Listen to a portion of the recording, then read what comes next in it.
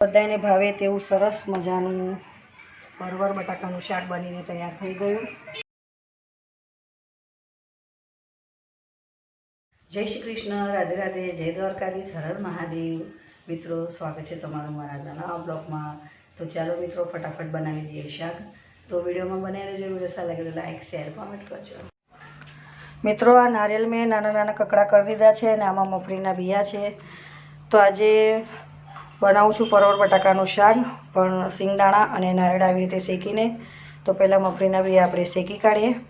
હવે નારિયેળ શેકાઈ જાય એટલે પછી મસ્ત નારિયેળ અને જે મગફળીના બિયા છે તે વાટી કાઢીએ।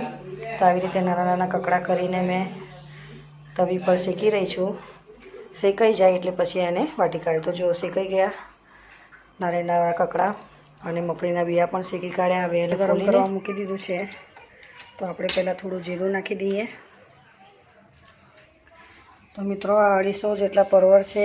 3 બટાકા મેં આવી રીતે ઊભા કાપી કાઢ્યા છે અને આમાં સિંગદાણા શેકીને આવી રીતે વાટી લીધા છે અને ખોપરું, લીલા મરચાં અને જીરું આવી રીતે શેકીને વાટી કાઢ્યું છે ખોપરુંને। અહીંયા જીરું મૂકી દીધું છે। હવે મીઠી લીમડી નાખી દઈએ અંદર।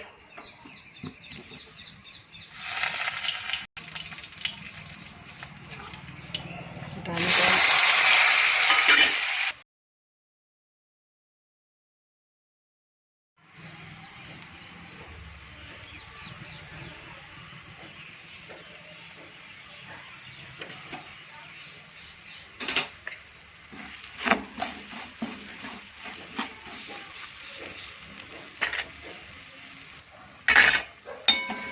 મિત્રો, વાટેલું નારિયેળ મેં આમાં નાખી દીધું છે। ટામેટાનો બધો મસાલો શેકાઈ જાય એટલે હવે અંદર આપણે પરવર નાખી દઈશું। તો આજે પરવર બટાકાનું શાક બનાવું છું નારિયેળ અને સિંગદાણા નાખીને।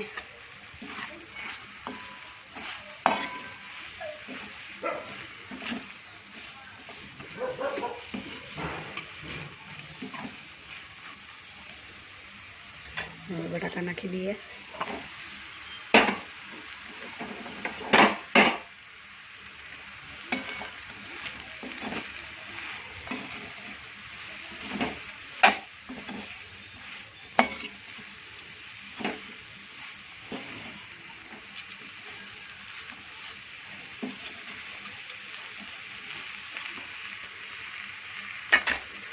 થોડું પાણી નાખી દઈએ।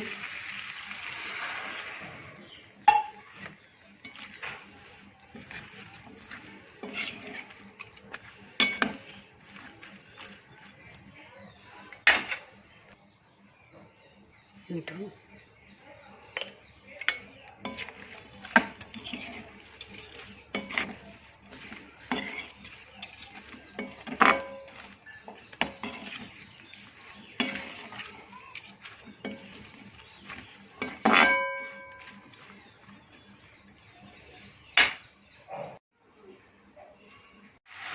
તો મિત્રો જુઓ, પરવર બટાકાનું શાક બનીને તૈયાર થઈ ગયું।